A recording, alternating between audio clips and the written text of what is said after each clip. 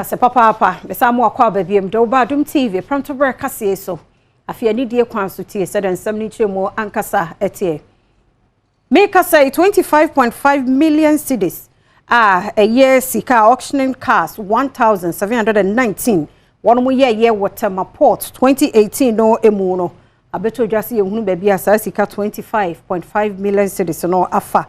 a year second fiscal reckless Index Imani Center for Policy and Education for one more a year Auditor General report a day about to jasa bino emfa ho akontabuo bia emaye na make us a research consultant or Imani or Dennis Asari and an essential for aiding komoy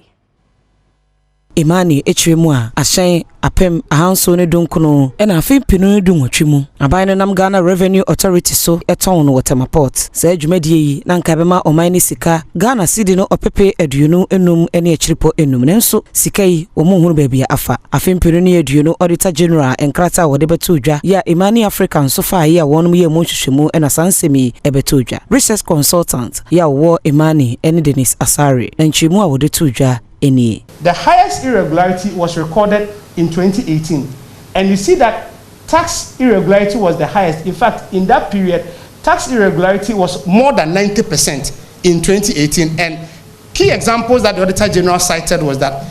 10 oil marketing companies lifted oil from Tema Oil Refinery without paying the appropriate duties, and this was over 33 million Ghana cedis. Over the period to within the same 2018, about 1,719 vehicles that were auctioned at the Tema port. The government could not account for about 25.5 million cedis of the taxes or the revenue that they collected on those auctioned vehicles. Enwechi ena economist Godfred Bokpen editu just say abane hihye ya wode egu akwamu de ni da so bi enim so man sikasem ebetimi atoto yeda. There is nothing abane sisi a emaye yina confidence say program ni nhyehyeye aban sisi in the next 2-3 years no ebetimi eyen ayeden efri baby ayewo sisi there isn't anything like that we all can bank our hope on. That is where the worry is. Echi wasade to aso say saban ne pese wonya sika pa enye e-levy ya woboaboa no na beboa ama oman sikasem etimi egina nenan so. Yeah, revenue generation no isua, and at the same time no kakra na yetimi eden age no. And also, we are not prudent. There's a lot of corruption. There's a lot of recklessness. And I can say, if you see this level of recklessness, corruption, let's just say your solution, and yes, you sikabi and send waiting me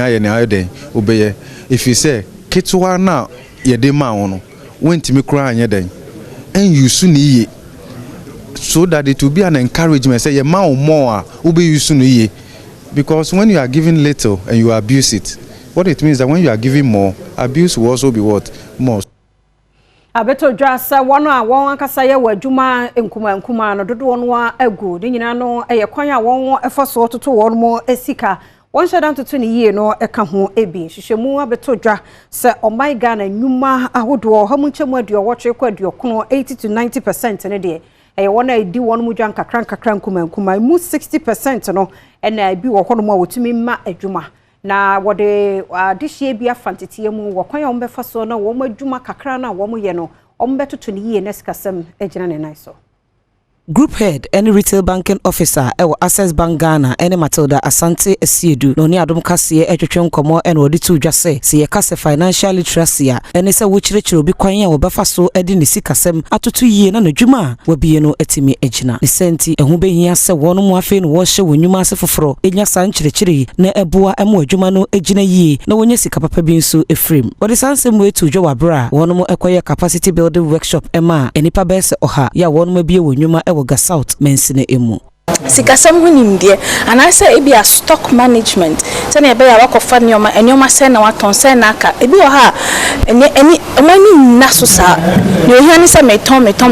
afi the customer recognize Into your church room, some manage stocks, financial literacy, bookkeeping, accounting, getting ultimately come Jumana Bamo Jumana a tumpon. Your church room, Sanya Mania, send a bear Mojumani be tumpon. If see any say SME Jumani tumpon, not a customers at bank and so be tumpon. And which and a one way Sanchi, much fanso any Adom Kasee, a train and como. No one same be our two jar any. Access for no to me at church near Manim. Jie ama just a computer ne de yele WhatsApp ne status ne ne ma group na ye di say betimi de your phones na ekita ye no ye betimi de apeska eni to ma church ama ye WhatsApp business na betimi de apeska ama se na wan kasa betimi keep books ye ama woni home pa ne kwaso shop mu no o sales person ye no betimi ehu and say program me many age ho pa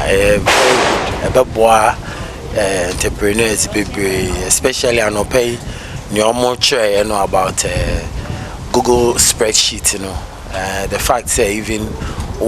away from office I will be to me check you sales in then me say a boy him say they be use WhatsApp any Instagram any Twitter any business and I him say omo Premtobre Kasee na uguso show Adom TV ne to aso konsam foforo emu afra semu na suku mofra mienu a womo aye Rasta ibi so wokọ Achimota school wi kire ene Ghana fo ye de anu tutu mo pa fi se suku ni aye Rasta de na teacher nso de na obeye enso ne ya make say mofra womo da so a wo suku mu a womo epem ko wanimu enti afi emu nie abena opoku ahwene ya mane boni aba kire akọ school fo yi ho no wono ne wa wofo ne achechefo adi nkomo Nesam no eni Banembo suminimu ewo fimpimienu ene aduonu mienu ene afi pepepe ya Rasta kwada mienu a na wo pento asosuku mu kwan ewo Achimota Senior High Tyron Iras Magai ena oheneba kwakun krabia school mpanyifo kire se wontumi emma womo akwanya wo mesuade wo ho ena womo Rasta team na se wobenya akwanya no mpa na agese wotwa wo muti no asem yi be ya asem kese ewo my Ghana mu manipa dodo no a ede wo ma no atumu bi na ninyina mu no ebi kire se headmistress anamo a wotu no entwaye ebi kire se ne kwanso ano no be ye ntinwahyew ekese se nkwada no adwene ne so opemu town akode a na awose wo muti no wo mo etwa abofo mienu edi nsem yechi akoniaba keka hodo etebra asem no ede ko human rights court eno ewo enkran nyame adumu mebosome de to so aduasa baako ena anu ye nyina baye court no esi sudua ese Achimota Senior High won fan kwada no sanso bintumi enyina osom ene enioma bi so emma kwada bi fa hodi owo ewo enwomasuemu no enkonkote twuma Sakot atemu a wode baye no ema anigye ebaye na enkwadaye mienu Tyron Iras Magai enya akwanya ekopiem ewo Achimota Senior High ena enkrabia eko Ghana International School court atemu nachi afipepepe enie Adom Kasee ede akire ehwese afimu nie enkwada no tibia tesen ewo schools mu womadisua ekosen womakosia eyimu bi anase enioma edaboko edemawom Adom Kasee ene oheneba kwakun krabia edi nkomo ono enya akwanya eko Ghana International School oboyen nkomo edefa anigye wonya apono bi osusu se ebetumi abiebia ma no na owie ewo GIS okra na otumi atoaso ewo amanone schools awodo ensonsonoye ya eda Achimota Senior High ena Ghana International School mu. The school life no because the way they have the system, they allow you to open up more. Because before, my social life wasn't that good. Because, back in GHS, they had that thing where they used to beat children if you did something wrong. But over here,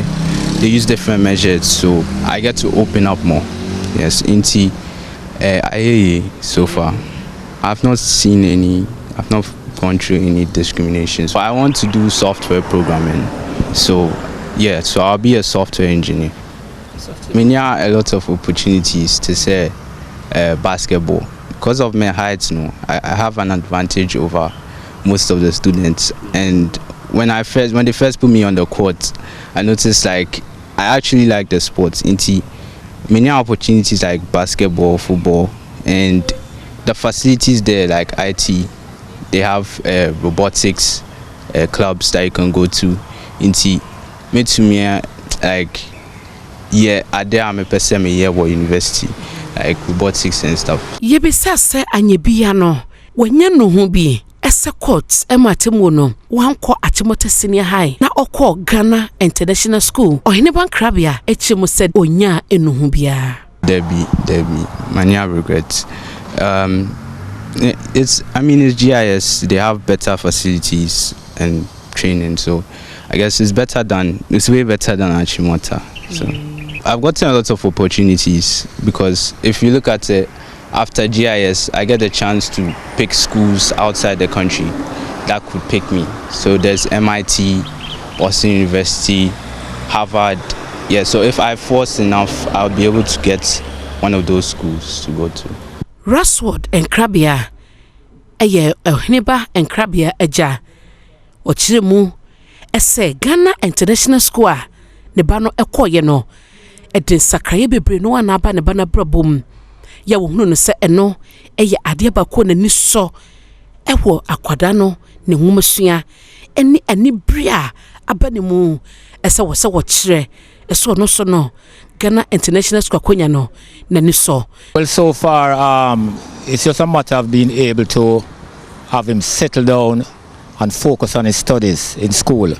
which is really where the main management is concerned, to ensure that he gets to school on time, ensure that he does his different exercises that he has to do, and prepare him for the necessary exams. There isn't any backlash since that time. It's been very quiet. One of the first noticeable aspect of it is the assertiveness. You know, that sense of well-being. You know, that feeling of empowerment, which I'm seeing coming out of him, that wasn't there before because of the environment and the way in which the school have been handling the city. Say, Jidie, ya onyaye, eso obekoso emra na hye no, achepefe se Ghana eyomanya ede emra eye dwuma, ode asidi ema judge ni a, otena sem yiso, ode emra ye dwuma, na ode enmofra no so yedie, esi nani so, ede sa temu no, ebaye. I think the society needs to spend a little more time to study the Rastafari way of life, because if you look at Rastafari since it came about from the 1930s, we have been a very peaceful community all over the world, right? We have been a very productive community from, you know, the lowest aspect of different professions and so on, all the way up to participating in parliament and so on in different countries in the world. So we are not people who are not progressive. The issue has been going on for years, but it was not being confronted properly from a legal standpoint. We have a constitution in this country, and that constitution is what gives us that right. What I would like to do is to appreciate what the verdict that the judge had, right? Because she really put herself on the line to challenge the system, to ensure that the legal system work in that case. So we really want to give her enough honor and respect for being very fair and just. Tyron Magai, Rasta kwada wono ekaye ewo Achimota Senior High. Wachire se oye sukuni na nijipa ya eba no enyiyimu a onhie bi ebra wo hye ne school ko ase. Me a happy student in Muta. BBI fine. Meka se since I call hon I say BBI fine. Meka se himponsi hon at least teachers, students who be our school who see of them now because one teacher, for instance, no Kasee or no or say Rasta students be but no shedding who near costinti or I say or no or banners a basso sacra nadia say or the bow no so the Beshian because who near coso but Oban who said Rasta students, he's a very lovely guy. I'd want to be an engineer in future. Specifically engineering. Only I'm not so sure whether it's mechanical or electrical or something. Midday will be asked after 1 year, all the ups and downs. They say we move to our mission, be fine. And yeah, I would say a big thank you. And most of the times, we are deliberately off social, say being more time for education and things. And after education, I think we'll probably more social, but at the moment, we stay off social. Tyron Magai, papa. Terio Magai, ene Adom Kasee edi nkomo na ochire mu ese oye agya odi tu ne ho esan so ewo negiem sansa ne ba no ehye school ase ewo mu town no enima bia wote ye ese cheche ni kura chade awie na school ni bia ntia ase no yese ko Tyron ho na onchew na ni so ochese eye nika kwanya ne ba no fa susua de to de bi mpa na agya no osusu se ya broso e de ama ne ba no many Achimota ya meso no kwini because once you see your school no rejecting no na enipa bi brebi o mo pesenka o mu hu se oh we ni so abi na pesenka o mo do working against us because they are need to support to lawyer ni a ensemi nkomre nyina ogina Rasta kwada ye namu tete wayo one so kire nani a eso ese anamo mutu ye gina okogina mu ekokan ye nyina no nkwada na anwu nani mase no mo so akokire se ye kase obi ye Rasta na nchese tutresem bonifosem ye debata wo mo nemu no enipa bi wo mu a ewo se wiase nyina ehunu na akoye se omo ye Rasta na se mpese ade boni bi ewo omaimu ana se ewo baby no wona edi susu nti omo koye no na ede yakoma se omo nko na omo busuban pa enche se omo ye nkola pa kwisane se wodi nipa na appearance ase nipa no kwan hu no a wodi ejage na se wodi bu na tan no sometimes yes sanity nti Achimota sisia no omo be ko hon na akwa bibre se o mo Obama nkola na e school no so ahwem na esuamo ana se mo disuban boni bi ba be she nkola no mu school mu but ti se o kan afi ba ko echi no bibie science Achimota ho eche se nkola no mo ko ho no omo hodwo awofo mienu no omo san ya scholarship se o betimi akọ GIS na awofo ba ko efri se ye ko enim no eskasem nti se meba ne wi SS kra na se meko isuapom kra na eskasem nti se meya bebia me ho beto me kakra na okọ nanim no meet advantage wo bebia me fa ne sa nti GIS no scholarship beam scholarship na bemu na nkrabia no de kono there's a potential for a further scholarship say owina say maybe oya de no twan yi na so ko isupo na so ko university a GIS omo mechanism omutumi ema omo nkola no etimi tuaso they can get them scholarship outside this country to further their education the papa no share no dey need to so say sadia so be wa Achimota o so be GIS so school back ya na oko Premtobre Kasee na oguso shawa Adom TV ne mianto so na yenkwa yensam foforo emu na ekokuma wo mrahwebedwafie entokwa wonomo ekun se COVID-19 expenditure ban famra bonten na Ghana fo hunu de etuemu no wo muguso abu akire den se hu hia se bi ye hunu kapote ya COVID ba ya ban abo ewone ma wakra abamaimu Adom TV Kasee eto so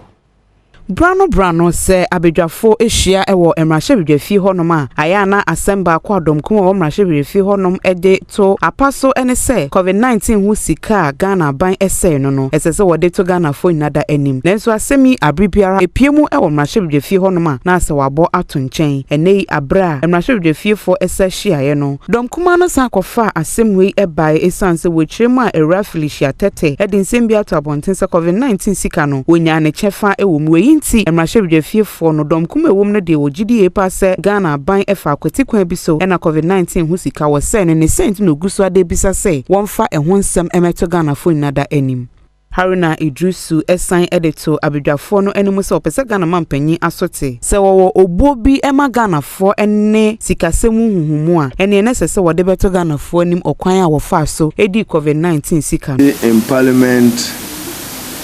As much as we feel vindicated, we also feel equally scandalized by emerging reports by leading members of the new patriotic party, in particular a lady vice chair called Felicia from the northern region. Felicia Tete. Ekun ya ye kun ne da ubwa wodo ya emre bi atwam fie bebrede ye de hyemu ewo HIV AIDS emwawa ho ensam wo my Ghana mu no enate abafom enti ama enemafo ya abaire wo mu de ntese odogo bi enu abe enti ene ye tetebo ene ne ye tetebo ene ikentampo mensi no emu no mpanifo ahunu se yade no se ma ne humu so pa enti municipal health directorate ne kentampo municipal assembly na ka won ho abom se bodewro ne ye pa se be ye bekoye ntirimu ne ahunu sampa yade bi wo ho a wotebo ho a wanhwede wo bekonsiedo Adom TV etwaso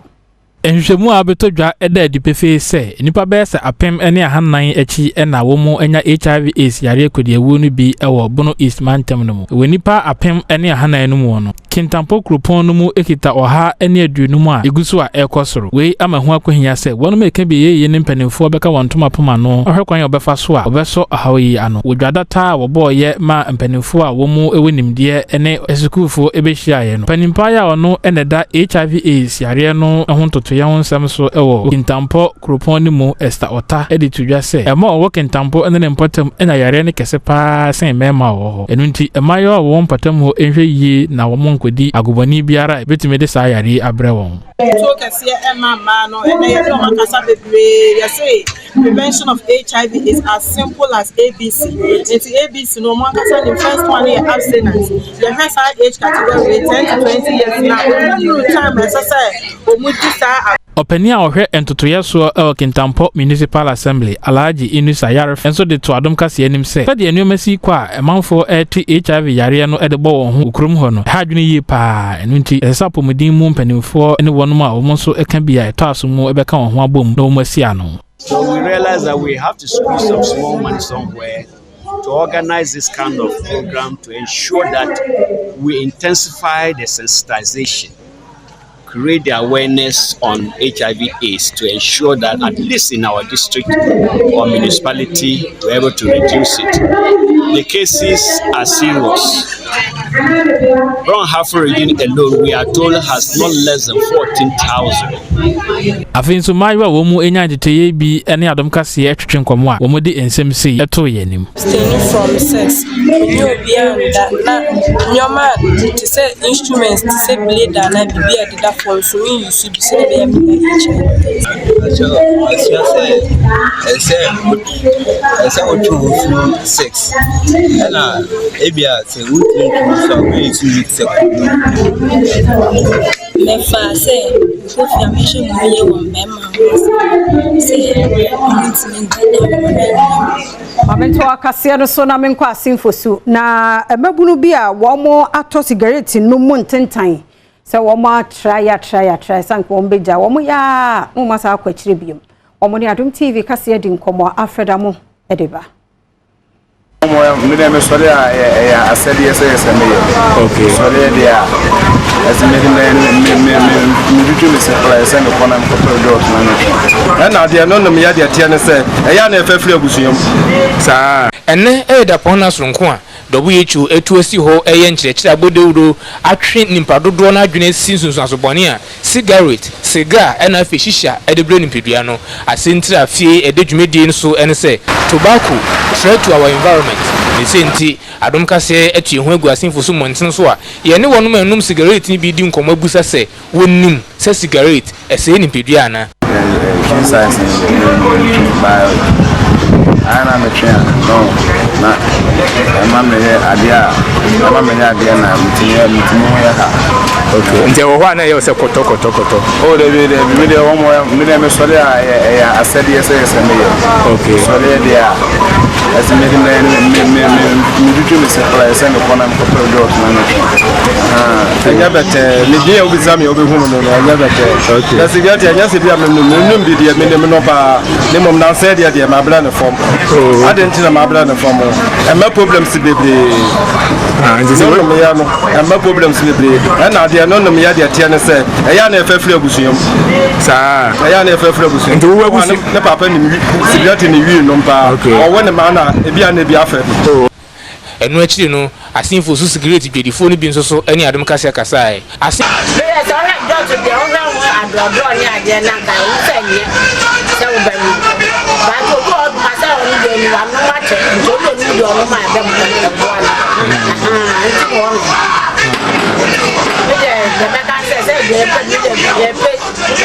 se do ko so nya de Infos Municipal Health Director Owura Benjamin Amwakoni Adom Kasee nkomo bomu no woro kokobo emma woni anum security ni se wontwe ho mfiri ho sense nsusuanzo bone e wo ho no edo so pa yi obutuminya heart disease akomayare a yenim stroke e wo honom itumi say atwe no anko basa I mean diabetes e wo ho oti ase immune system itumi mpe chese susuanzo no bebre chese enfance susuanzo panye den emra na be wa bofana I mean abnormalities afeda mo dia man boy ifrasin fosu ene bradum Mayanto Premtobre Kasee no so na yenko kwawu obomin na eho na beto dwa Ministry of Tourism ni Creative Art womo enkam bachelor tourism firms ahodo no na yentimi nu ye bota ye ho bi se obekwa akura biase na niema ewo ho no no sempanifo mu ani kɔ ho no mu ye pa ebenya sika de afri ho na ne yokonfo ya watia na yaye ne statue ya pa no ho entuma vi se ne modembo a wabɔ ewo kuro no mu na se wani enso kache Jumedie na se no ana chief of staff a wokwa obomen ahimfie opanyi akuamoa edeto Adom Kasee ama ne boni anim se abra wonom ekekere obomen kuro no na nya ade se okomfo ya otia obi etumidi nani ehunu no sabre na wonom agidi se enipa a wonom ehunhunmu niama nko a ena na wotumi ehunu no nenso edu bra ehu behia se obe bibi amomanfo nyina ehunu ne de a wodane ho adi ewo kyiniye mu woto aso se woye obi a no wodi ekonwanim ya woje enipa bebre efri akonfoenfo ensem enyama bia okonfo ya otia eyebo a obomin kuro no opanyi ekoamoa ekire mu obi na ewo ne momko ha oba nipa anwo yehu na wo se ne maame ne papa obi anim no na mo be pie kwa ha na oye kyekire ni te se obua ahinde wo ahia wo awo ne ade na no tumi ne nyina ma nipa ti ya wo be hunu no na da no so kine no be hunu physical ni be hu kiye se ekọ di wanim saa a ekọ di wanim a ekọ na mo nipa na kasa de eje wo wa ni te sa komfo na wani tim hu se odo koi so etitia so etinti ni ne mo nipa okwa no ko di wanim a o se onipa na odua we oji Kasamafo Emma Eliza Travel and Tours kwaku NS echiremu se ono de woni na dwumakuo no ade ehia wo mo ene se eniama bia ema oman Ghana edanson no obekuru kire egunkrata so no abohu dawuro ama omanfo nyina atibi na o hwe Ghana ba kosamankasa bebree na oha ye nhyeda enjoy entino Eliza Travel and Tour afato omohu so se ombakọ nkronkro nim ni akwa hwehwe beebi a yewo history a yentimi and discover obomi kro na ankasa no abakọsem pii e wo hanom nana efa opina manya wotosimienu e obomen hene penifo kasa no ekire no e no no so de nsem sei etudwa na toro ba wo mapa ampo na yesu ya promote ya be shooting range be the me box watch them e see the ha tourist area who pursue shoot game ampa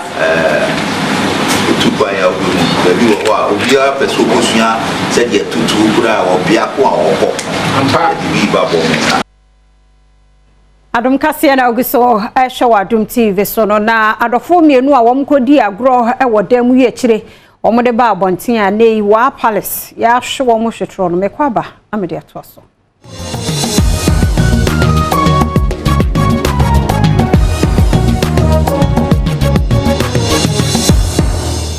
yada siasa mo akwa ba me Adom TV Premtobre Kasee na ogiso hwe Midday afia amankwa tamaklo yɛto so konsem foforo emu na adofo mienu eneyi ukọ wa na ne palace wo Upper West Regional yabo wo mo botroma 2020 obi age eguneto ho na wo mo mfumso wo mo ye nyina ene se wo mo kɔhye dem edi wo ho enkomo wo dokwan so no wi akire obi nka so opa hwe wo mo de abeto abonten wo ho so no yenso so sa na yema no so nti ya hwe wo mo pa Adom TV Kasee eto so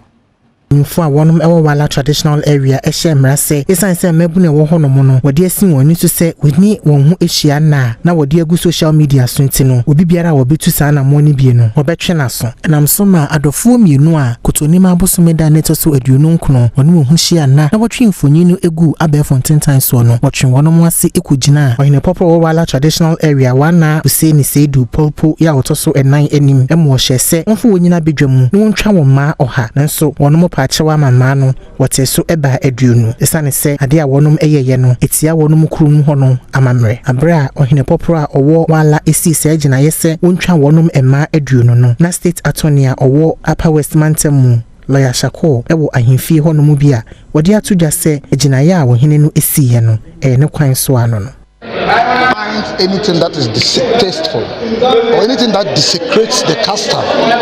the appropriate customary punishment will be unleashed. In this case, the appropriate punishment according to Wala custom is what has taken place. So that is perfectly legal. When you arrest somebody and take him to police station, are you not infringing his rights? Because the right to freedom of movement is infringed, isn't it? Yes, sir. In actual fact, production and publication of nude material is a criminal offense in Ghana. Wow. In actual fact, but for this intervention, we could arrest them, refer them to the police to investigate, take their statement, and we will prosecute them. Because what they have done, if you see the video, both actors participated with their full senses in the production and subsequent publication of the video. So that is against the laws of Ghana. But I'm saying that what has taken place at the One House Palace is an enforcement of the Wala customary law. And I'm saying that the Wala customary law form part and parcel of the Guinean law according to the Constitution. Abra wotwa adofo yi ema no ewiye no empanyinfo bi a wonum ewo wana ahimfie honom etu adofo mienu yi fo se omomode ansesa ade a woyeye no wonye biom esan se so wosan ye biom dia asotwe a wode bema wonum ebechen nia wode ama wonum sisi. Mayento Premtobre Kasee no so na Ministry of Transport ene one agency Ecozol ene one matete man member 500 so won kofra osutade no so na won koboban ewo ho. Emane mrantie ohanum ena sesei asoya ehwe ahye honsem so ene Ecozol atete wonum a wo beye adwuma ewo Eastern Naval Base ewo Tema New Town na wabo omanfo a wonam nsuo so ehuban enipa ohanum yi woyi wonum efri mantam enkonom wo man Ghana mu ya emane mema ewo mu esenti oman yi mu nsuwansu ahodo so ena sesei wo kwakwaye adwuma Basic Water Safety and Lifeguard Training Course, Volta Lake Transport Safety Project, any public-private partnership. Yeah, a war asoya share a share honsem so and Ecozol emu enti ena etime baso. Abita odaminyante ena ye penimpa woda Ecozol ano aninsem wa wodi tu dwa wabra oninsem twefo twetwe nkomo eni. Yene Ministry of Transport ako enkabo mu a PPP arrangement ya free youth from communities na wo Volta Lake ano no ni amo mu training said ya o mehwe se obi boat owner bi fan kwofo akwose nsuo na on fan kwofo more than say wo se offer won say kwofo dodo na onim se wo boat o se obetumi adware nsuo ntina nipa no fa na offer ma ye hun say saa niam ne bi no enema say ko nsuo na mframa kakrabo a boat no etumi capsize na amanfo ehwe won kwa enwechi na woswafo a wo hwe ahye honsem so kwakofo riasiama editu dwase enipa sese wapa wo mu yi obemo makade sebe yi a adwuma wo ba be ye no obetimi aye ne yie. I am informed that the lifeguards have been equipped with the requisite knowledge and tools to clean landing sites, provide, inspect and maintain life jackets to boat owners, check overloading of boats, undertake rescue activities, give first aid to accident victims, educate boat users and owners on safe practices on the Volta Lake. As part of this program, the government of Ghana is providing free life jackets for commuters on the Volta Lake as a means of assuring safety even in the event of accidents. No krakra ena wonum bia onya santitiye ene Adom Kasee etwetwen enkomo na de wonum so ekade to aso enie den so be hu se wonia ehre won suema wotimi entimi enboa no ana enje ne nkwa entimi eyama won enne so metimi anya sa adesuen so obi meneme metimi aboa no na ye nyina ye nyankwa. Beginning there we find it very difficult, no easy, but we thank God we were able to go through the training and everything. Ekuyafo ya womo edo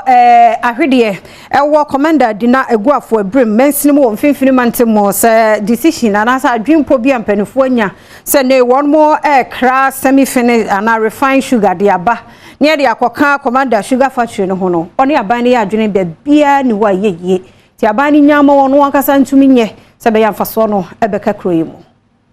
Adom TV yedhina probo ebudu oye enyinase a owo commander edna eguafo abre mensinu inde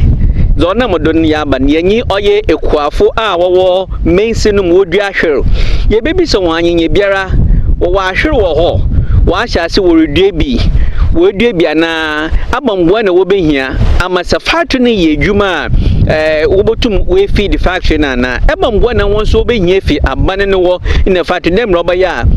wetum wedua ahwedodo ma oye commander sugar factory ne wetum wa ye dwuma non ko bene de dada ye bokwa abrochimem ya kakra oye refined sugar ansana ya badan nenyi wo oye omanganem wo commander enne yenyi opinion a oda ekuafa wodua ahwe wo commander mensin no muninu oye eja mensa botwetwen komo my crado sentin he na ya pe yo do ya ope the factory no obeye dwuma no mo message was so crefi agbochiro ne de ine kwafo ye ho ya adwon mejimu na wazo hin opa o ohiem papa na kwafo egu ha ya dan kwafo yegu kayi Ghana ha na yare dan aye ase wa asase tam de ho a yibutu ye du ahwero ye de feed factory no am bidum so ye dwuma wa ye nti abade ye ne ya adwon nda ye ne ya adwon kina da bakra brown sugar afi agbochiro ada abemanim ya wa asase tam a yibutu ye du ahwero no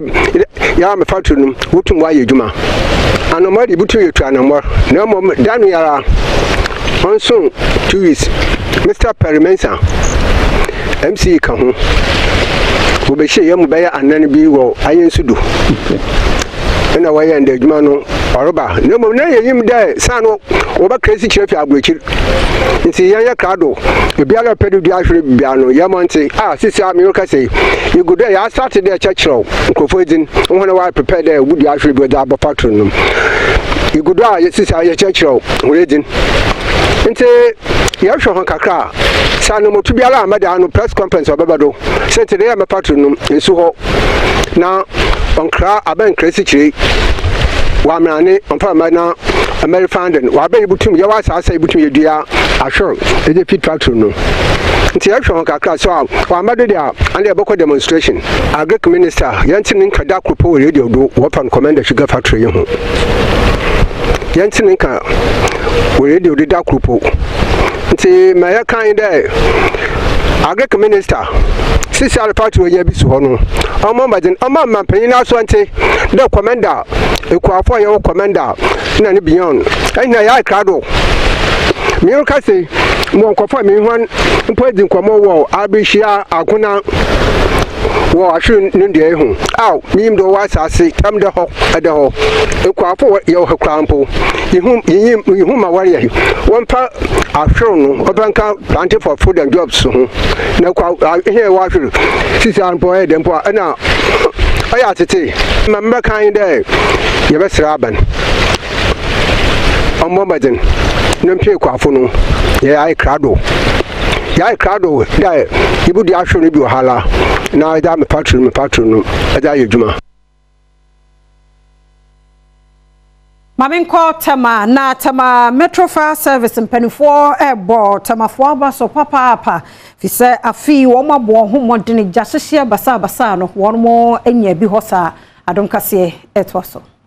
Chief Fire Officer ewo Tema Metro ACFO1 Doris Lamte echemu a ewu mu se emiame ahodo wo man Ghana mu ejahwehye koso ho pa nanso wo batema eswate sentia eswate ene se abreni abrebia no wonom eye nkyerɛkyerɛ emo manfo kwan a obefa so abɔ ho ban afri ejahwehye ho na afrase no nanka bosumi bia baabia nhekora no oboaboa no a eye bese emiamea aduanan edekɔ aduanan enum nanso osi afi mu a wo hyase ye nkyerɛkyerɛ no eswate ede aba aduonumienu edekɔ aduonumiensa ACFO1 Doris Lamte enkyeremu enie yebetumi akase ye fi sajubedi ase samobekaya last month ye baako na ye health and safety work na nezo ye fruit sajumedi yetumi hu se efi sa amre de bepem sa time ejahwehye no abafo comparatively no and within a month no the Tema region no yetumi eco fires be 40 near tree and so per the records we have now no within the month no eja shesha yakọ fires ayakọ and reduce to the lowest minimum, which is about, I can say we have attended about 22 to 23 fires within that space of time. It's a boa ama ejahwehye no enwechi wasan sutu omanfofo se enkyerɛkyerɛ hodo a wode ema wonu mu wontie na sopam no wonfa ni dwuma se bayi a eja bi eto ba bi a wobehunu de obeye ene kwan a wobefa so aso ano. Fire prevention is a shared responsibility. So we realize that wherever we go now, no, they accept us. Omunje osutie at the mayen. And to say kanena only obi kan ejahwehye ho asema ene se wo ha no. By a more matia say, a me masade, a wo so wasade, a say a bebo ujahwehye ban. So na me nya Adom trotro na se wa prempa akwa pie mu Achimota market na enkura yi a wo ma otwempena wo dem a wo de won fonyini odeja abeto abonten no ho komo no won edi yentibi masom na we de na sama ye kan de free wa eba ya enipa mienu omo ankasa kwa kwahyiam ama eho kasafo ina beto abonten a asotwe Kasee sei ye de ama omo de ye bisa ganafo ne sesa asotwe ye de ma omo no womo adwenkyerɛ ɛwɔ ho ne sɛ ɛnu nti na nei ma bepie mu ɛwɔ Achimota na ɔkae sɛ ya bahada ye besua sɛ de ye to dame ɛna ya saba mpanyimfo ye nim ɛsɛ bi sɛ ɔmo sɛ ɔmo adwenkyerɛ ɛwɔ saa asɛm no ho ɛne sɛ enti ɛda ma menhya sɛ ɛwɔ so saa kasafonyi a etwa gui ne asotwe de ma ɔmo yi wadwenkyerɛ wɔ ho ne sɛ me mom de anka in the civilized way into ye use democracy, ye use mbra na ye adwuma. Where but culture nso mbra. Culture na nkasa ye si ye de ye adwuma no. Ono so mbra na nkasa the same. Nti se obi mo di mbra edi oye samfo. Oh, nti so di samfo sa na se onhene na etwe omaso anamboa say onhene no the traditional rules da ho na all the punishment in there me feel so no onhene for me so onhene no feel say traditional amambo say amambo wo ho nti say mbra no kire say sa na enfanye on there ono anu no because they don't deserve to do this. Why didn't you want to say? Me feel say no no he has infringed on human rights because constitution say it is only the judiciary who can interpret the law and who can punish offenders. And so be yes, the best thing is that you handle it to the right institution. But what it is against human rights, and the chief must be held responsible for what he has done. And see, asama unya be making because there is no way cultural rights say a citizen of a country should be punished severely when such offense has been committed. It is not in the constitution. What I say, on the limit, or best a bylaw, communal labor, and I say as to tribute, but to the essence of putting somebody on the public, lashing the person, I think it is totally against you. Now, sir, omodi omo ankasa video beba out wa bra omo edano sa ne manon so Ghana yen sheda enso so wa hasa asam zu hu ne sen me hu say no so no omo so mo nya ade omo anya ade enti ye wo institutions to handle these things I say an obi abako wi ade wo so abako wi ade enti chieftaincy institution nso so ho no mo se betnetne omanfo mo nso mpotem ma omo ye niema enya na enti na je say so ye ka che say chieftaincy yes ana yes you right so bi ye bibia ye betima bun public so sa na chieftaincy no so right I no project so den pakun be ba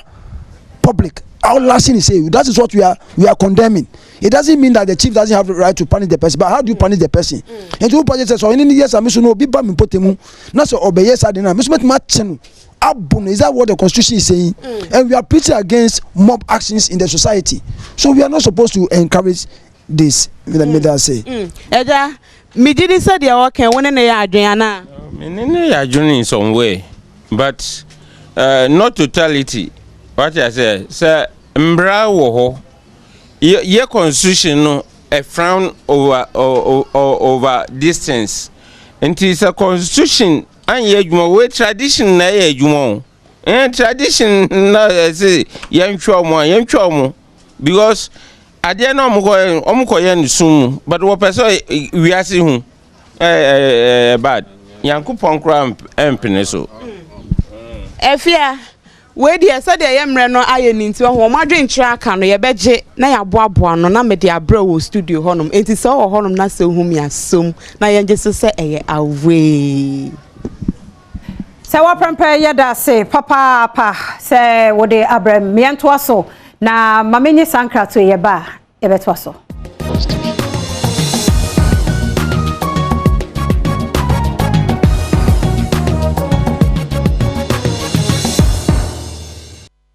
Meda CBM samu akwa ba ya Adom TV Premtobre Kasee na o hwe no mamenko asenyankomase na wode hye bia wono ankasa nyen ne moa ne din de kwadwo okobuadi ene wo susu mu oden fi se oda sore ye no nyamo ani nyina obi ani ho de ye ne yakra ne de ohwe omoso no eno so ohun sa ba mu ano ba bi enipa bi de no akọ na emu mu ano emunum de ohun wo mu amoje tu wo mu Adom TV Kasee etwaso Green Ghana and shares from Kwa, a few mono Ghana buying at the buyer in Rio. Uribia or yen and tree, I was saying, Kumase, and was in for summon smooth infinity moon equity say, or that's sorry, no, now from far by church in name tree, Dunsia, Eddie Janoco. A brow shall says a water friend will be in us to say, well, who named Tree Moon Night, I would Gina, I sing young Kumase see a brow coy, no, then Tree Moon Night, edging in a one and Macomwa, the Academy, you do my granny. Then you run only Adom Kasee Boncomo. I said, feel a little bit of show, film Marco or show. Now, don't and do Adom buy. And see, the pair move fair never from say, then train will not my my friends were a conform. And one will be so I said, what that will show. And the other paid on Pakistan say, I done the whole and the train was soon at the home. About 6:30 until we go here and say, in the train hall, the pub one near the could be in I said, well, 5 moments, I say, I'm back 16. Into your announcement, you or Ina, we will say a chronology to honor. I don't call next time. I say that to be, that's a shade that to be. If I say, a minute trainer, now say, I tell the film, I report to the police. And which you know, I dance phobia who the course and so any Adom Kasee. None of pay me solely, you know. Me him one woman boon. When a boss no son day, in the annum. No, we had them couple of Panama, say, as some say, I day, see me.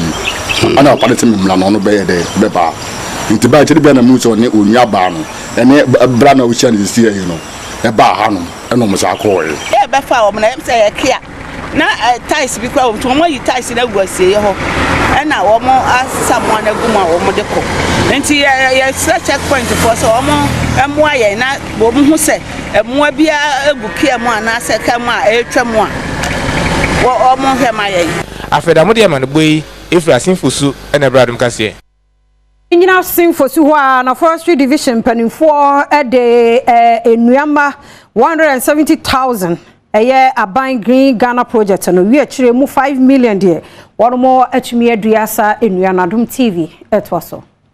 Ghana and shares from Kwa, a few mono Ghana buying at the buyer nnua maako 5 million ene eduaye sei nhihye foforo ba afie nnua maako 20 million ena abanhwe kwan se Ghana man ebeboa ma yedua sei amno Kasee asinfusu for district no ado efu 360 hectares a wodi ebedua nnua 400,000 ewa afie Green Ghana adwumedie no mu asinfusu forestry manager ebunkunta fa afrase nnua e course no last year near target 100,000 it me over planting 171,567 na my report from National Security Chair say 87% survive here inti afi so igusu a yedi Green Ghana na eba na afi dane de June 11th which is Friday na yebe sa commemoration afi yama 400,000 to plant yes but is mu be 100,000 there ibidua was akwaye ni so far yenya nuru Green Ghana de no kra no and na me gina ha me ne mo edin kita hu I can confirm that ya che 91,800 seedlings away office